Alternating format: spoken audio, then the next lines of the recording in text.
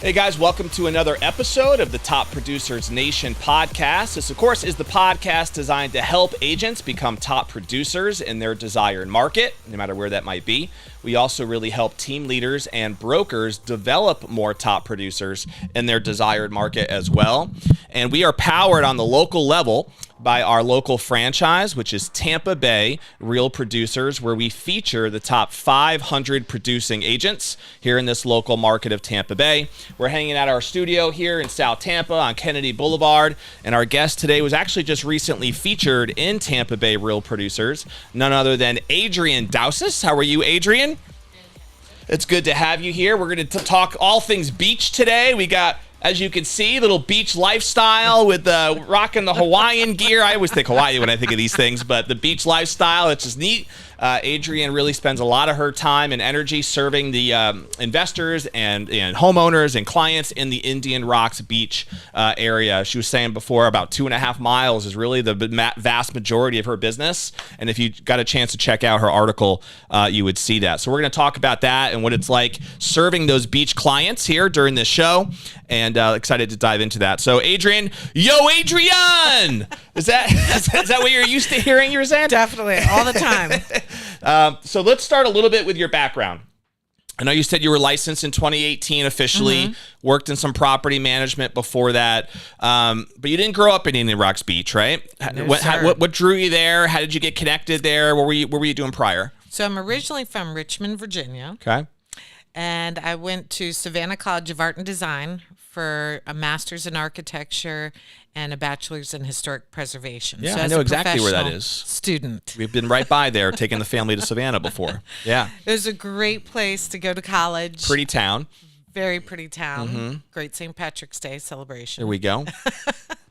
And I was an architect from 2002 to, I'd say, 2010. Okay. And I was in the worst possible market conditions to be an architectural designer. Yeah, that's an interesting time as far as the market goes and the things happening with the economy during that time frame, huh? Correct. So I went through a couple of layoffs, but I kept going, and then I actually went into demolition when the architecture market was bad. Like the wrestling team? Or no, okay, I gotcha. Actually, it was it's called deconstruction. So we would take industrial ethanol plants and sell them to international corporations. Interesting. So I just had to get creative and adapt through the economy. Had to deal with some corporate America culture, that a little bit, it sounds like. Yes, have the hard hat on, the boots, and everything. Okay. Did you have this desire about real estate at that time, or was this not even so far from your radar? It was very far from my radar. Okay. In 2013, I had personal loss with my parents, so I decided to kind of reinvent. I knew Virginia was not going to be my final place. Yeah. And it's very rare to have an opportunity where you can start fresh. So I said, life is short. I'm not going to live with any regrets. I took a map out, closed my eyes and pointed, and it said Indian Rocks Beach. Wow. I'm thinking... You didn't know one down here? Didn't know anybody. Did you know you wanted to be in Florida?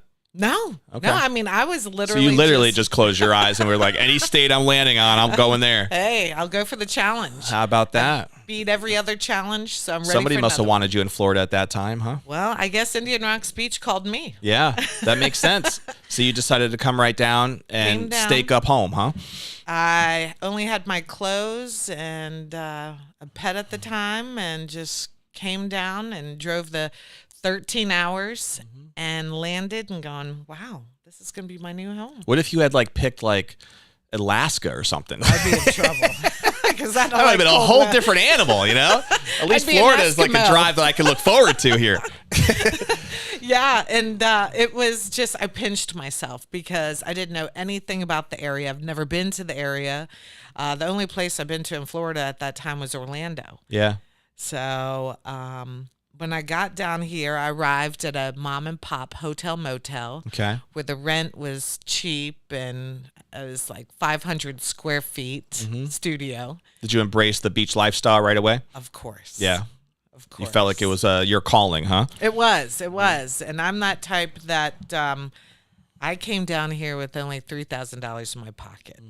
And that was for rent and everything. So I had to get a job fast. You were all in. I was all in. And so I'm applying to surf shops and restaurants, and they're looking at my resume going, you sure about this? Might be a little overqualified for a beach restaurant, joint here. So I just happened to stumble upon property management where I was living in a 7-unit building. Okay.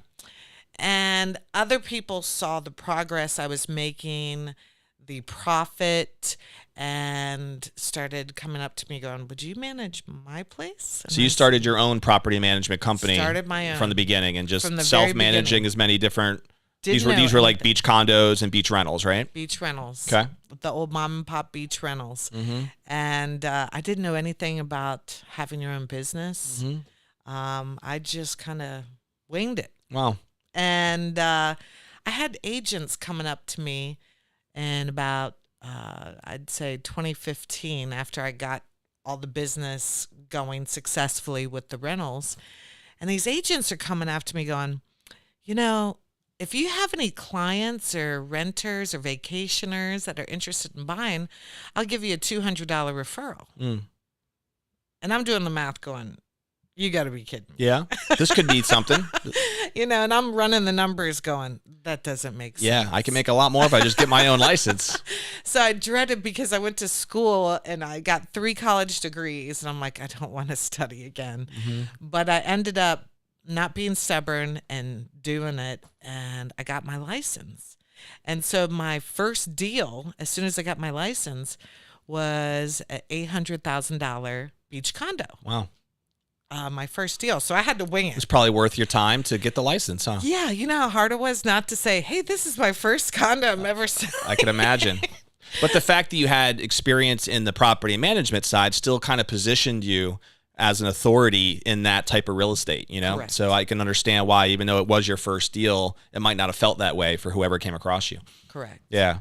And the community knowledge, very heavily involved, whether it be Green Fest or Taste of IRB. Yep. So I was very comfortable with the knowledge of my area. Totally. Yeah. And that's obviously what a realtor needs to be, right? Yes. We talked off camera about the importance of kind of identifying your unique selling proposition. And you've obviously done that probably unintentionally at first, but some people lean into a geographic area, which you have with Indian Rocks Beach, and having that be such a core of who who you serve and what you're all about.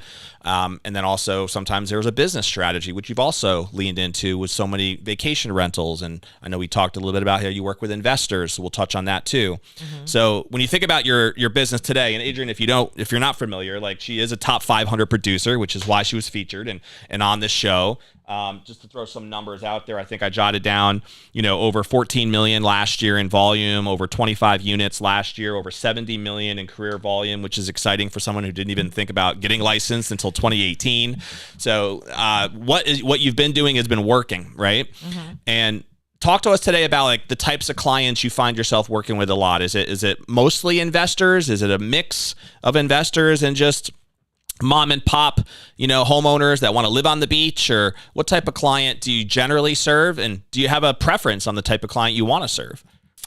Well, before we go into that, I wanted to say, just because of the sales numbers, I'd say for the beach real estate, last year was the most challenging year because we were decimated. Yeah.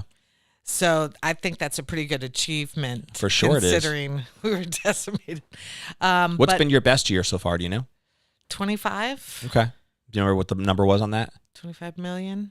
Nice. In 1 year. Very exciting. Okay. Of course. So COVID. that you didn't mean 2025. You meant 25 million in a year. Correct. Got it. Okay. And I'm just a single agent, no team. Yeah. So my clientele is investors, clients that are trying to buy a second home, Yep. generational families, and just, I'd say, people that have lived the dream and want to live on the water. Yeah. So it's a little bit of all that. All of that. Now, your investors, are most of them local investors or not? Okay. So people from all over the country or even the world All over the that world. just want to have an asset that is bring in the numbers that they're looking for. Correct. Okay. And do you generally manage most of these assets for them? They ask me. And I know you do manage some. I right? do manage some, Yeah. but I try not to take on too many because it's a lot of work and they need full attention, especially homes. It's a whole other right business, really. Oh, yeah. Yeah. And so I'm assuming you also refer out to certain property management companies now that you have as part of your network out there? Correct. I work with Beaches USA on referring them business, and we have a great partnership. Cool.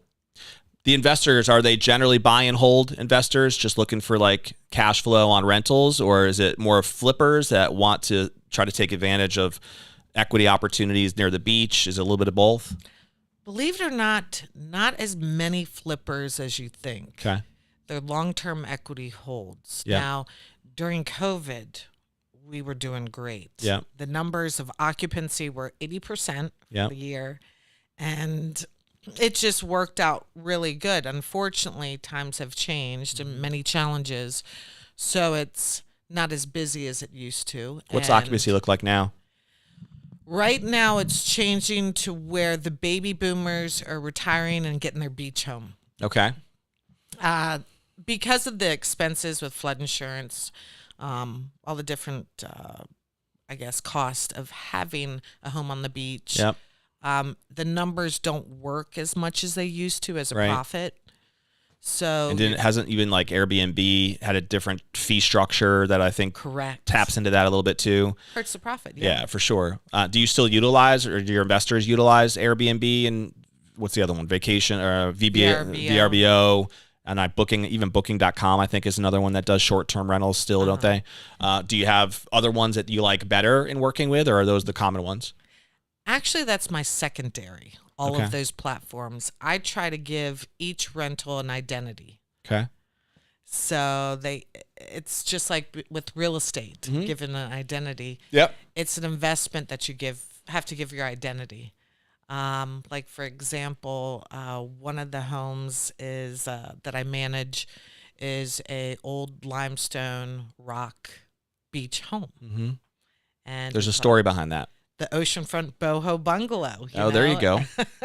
Which makes sense. And a lot of times, even if you use like an Airbnb, it's those properties who have an identity and have a theme to them that usually stand out more and tend to get more on the rental side too, don't they? Instead of just a condo. Yeah, for sure. Absolutely. You also said that you work with investors, but you also work with like generational families. Is that families that like have been on the beach for many years? They just kind of love the culture. They love the identity. They want to keep that in the family.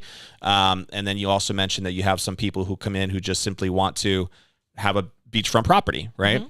Do you intentionally do anything to reach out to any of these types of demographics so that they become aware of you? What are some of your thoughts or strategies, or is it just kind of organic based on you just doing business the right way? I think organic involvement in the community, my presence, and education. Mm-hmm. You can't just think, oh, I want to buy a home on the beach. I mean, there's a process. You have to get ready. Even though it's a wonderful lifestyle. You mean the buyer has to get ready? Yes. In what way? Because they need to realize the expenses that are about to approach their financial situation. Yeah. Even how to maintain these homes. I mean, Sure. there's a lot of resources you got to be ready for, and especially even with structures. I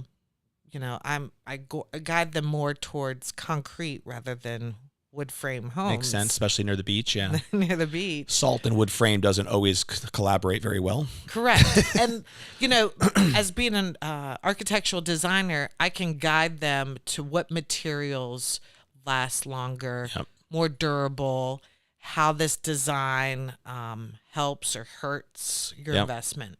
And it's all about function and price per square foot. Sure. That's how they make the money with the rentals, is price per square foot. Are you seeing a lot more new construction out there since the storms over the last couple of years? And how has that changed your business model, if at all, with how you, are helping your clients? What's adjusted in your world since the storms and everything the last couple of years? A lot. Yeah. On my personal side, it's keeping the identity of the city is the toughest challenge. But with technology, we're building stronger. It's never going to be perfect. We will get a storm every now and then. I feel like, we just had the 100-year storm, hopefully. Yeah, almost like 2 back-to-back there. It was wild. Back. Yeah. It was challenging. I didn't think I'd You've never have a seen home. anything like that since you've been down here, right? No. Right. No. And believe it or not, the beaches did better off than the intercoastal homes, which is weird, but we had the protection with the dunes. Oh, yeah. And some of them are also raised higher, right? Correct. Already built that way. Yeah. Is that required now in certain areas to have them at a certain height? Yes, 12 feet. Is that all of Indian Rocks Beach as long as you're all on all the beaches all the way down?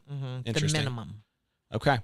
The minimum. But like Indian Rocks, the highest you can build is 42 or 43 feet above the crown of the road. Okay. That's the highest you can build. That's the highest. Got it. So we're seeing a little bit not as creative design, unfortunately, because the beach homes are moneymakers. Yeah. So you're going to see a lot of boxes. Yeah. Which is unfortunate because, again, I'm going back to we're losing character. What percentage, going back to the investor world a little bit and the types of renters that you guys are working with, is it generally all short-term, or do you find a mix there of the longer-term rentals as well, of just people who want to rent near the beach? What's your experience with that right now? Short-term.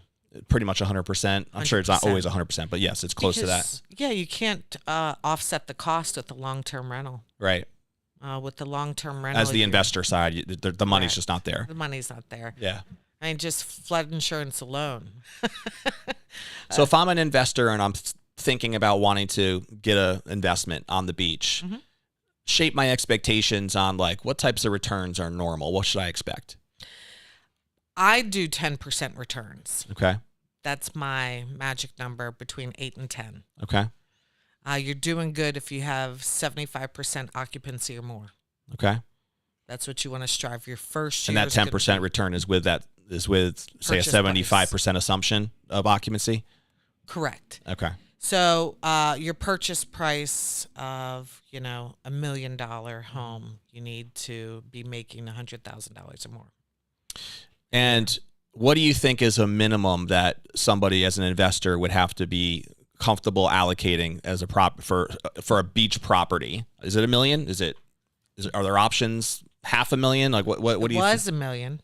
Right. I was about to say. So like it was $1 million. So somebody probably now has to realistically think that they're coming in with what?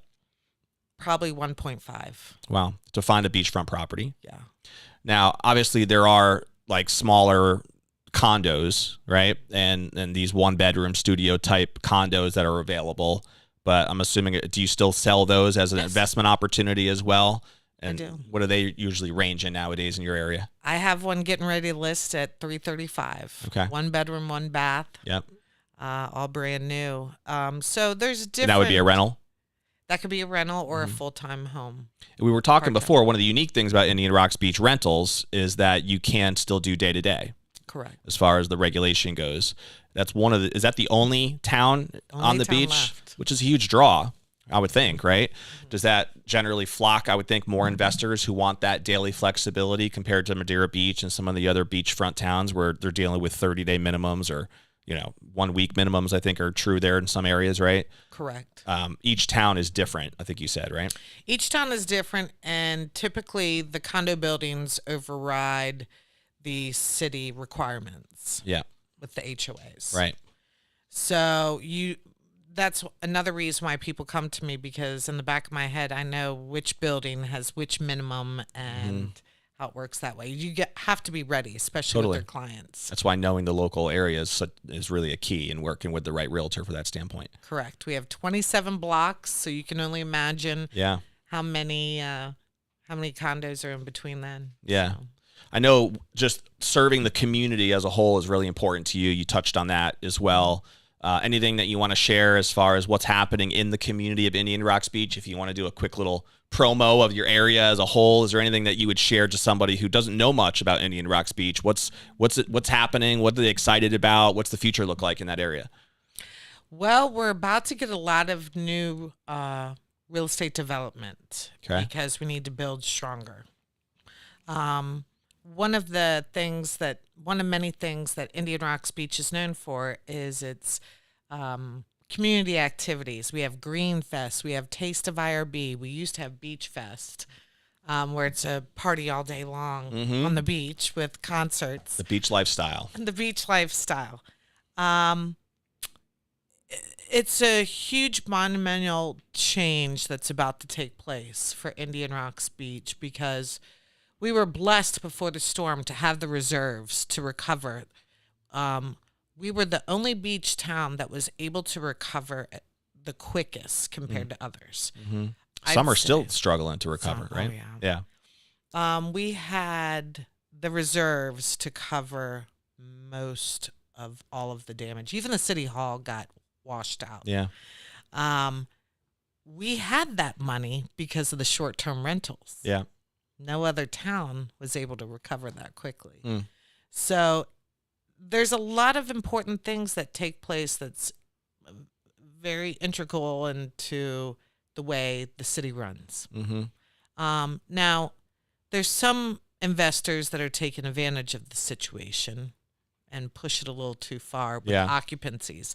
That's the main thing that the city tries to regulate now is occupancy. 2 per bedroom, 1 extra, so you can't go any higher than 12 people in one structure. No matter the size of the structure. No matter the size. They try to do some exceptions because you have some houses that are 6, 7 bedrooms. Right, exactly. So they got to tweak that a little bit. But parking, there's not a lot of square feet. Yeah, so. That can be a problem. That makes sense. In some of the short-term rental models, you see some corporations even that want to do like corporate retreats, and they find these beautiful houses that they want to bring 30 people down for as a corporate retreat. Do you deal with that at all in your area? Yes. A little bit? And I guess that would also be the same challenge though, right? With parking and figuring out how that would actually work if 12 is the max that you're supposed to do. Some of these corporate retreats are usually going to be more people than that. Correct. Not always, but sometimes. Not everybody's going to fit in one car. Right. You got to get that van ready to go, though. That corporate van, get the job done. Let's give a little bit of information for people. I know that obviously the beach is a big part of your lifestyle, but for people who didn't maybe check out your article and don't know a lot about you personally yet, Adrienne, what are some things you just love to do for fun when you're not working? What keeps your hobbies and interests? Well, I enjoy getting involved with the historical museum. Okay, that's one of my passions. I don't know if it's due to the historic preservation side of me. I really enjoy that. I love concerts. Nice. And when I do get out of Indian Rocks Beach, I enjoy Safety Harbor Arts and Music Center. Okay.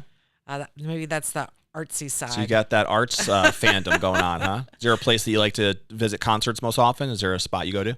Well, we're very lucky now to have in downtown Clearwater, the Baycare Sound. Yeah. But I enjoy more smaller venues. Do they ever do concerts like on the beach over there? Yes. When the beach, we just had it renourished. Okay. So it's now bigger. Okay. So they're now brainstorming how to put another event on the beach. But for the past couple of years, it was very narrow, so we couldn't do any celebrations. Yeah, definitely. There was definitely some erosion of the beachfront land and an area that you had once the storm flushed through. So hopefully that's, do they have to like bring in more sand to try to get that back again? Is that still part of the process? Yeah. This year, they typically do it every 5 to 7 years. This year we had really fine sand compared to other years. Yeah. So it's a different feel. People love it right now. Right. But it's just accommodating to the environmental situations, and real estate adapts to that. Totally. So do you feel like you found your passion now, your career that you're good to go with in real estate compared to the things that you've done? Is this? I got to wear more sunscreen. I'm getting older. Don't you all? Don't we all? I mean, come on now. That's just part of life, I guess. Oh yeah, you would see me a couple years ago. I've grown up a little bit. Yeah. But a couple years ago, you'd see me on my yellow scooter and going around showing real estate, or I love it. you know, Wearing so, your little hula things here Yes. and doing your real estate thing. and it's a $5 million condo, and you know, but they know that I know my area, I know my building. They are confident that I am able to educate them on their investment compared to an agent from Tampa that's not familiar with the situation. Totally. And I know we talked off camera about how at times you'll have people connect with you who do want, say, a Tampa property or some other area, and you'll generally refer them to one of the other agents in that area so that you can stay in your lane and really just know what you know, right? Position yourself as a true authority in your area. And I think that's smart rather than trying to spread yourself too thin. And respect my other real estate agents. For sure. Yeah. And And the knowledge that they have. Yeah. Yes. No, it makes sense. Couple rapid fire questions. Ready? Uh-oh. Do you have a favorite book or author or seminar maybe that you ever attended that you feel like has made an impact on you personally or professionally? I'd say Joe James. He has Haven't heard. some interesting insights. Fiction? on- Nonfiction? Well, just him as a Author? a YouTube Oh, okay. So he's like a content creator on YouTube? content creator. Yes, Is it real estate related or what type real of estate content? Okay. related, and then I guess the inner hippie. You know, the Mel Robbins self-development Yeah. type. I haven't had a chance to read a real good book lately, but again, I enjoy history and Thomas Jefferson and the Virginia side of things. You ever read any of the Bill O'Reilly Killing series books, if you like history? I actually have read a lot of those Really? books, and he's really a good author from that standpoint of like really digging into some of the stuff about history that you think you might know, but there's like some really behind the scenes stuff that he talks about.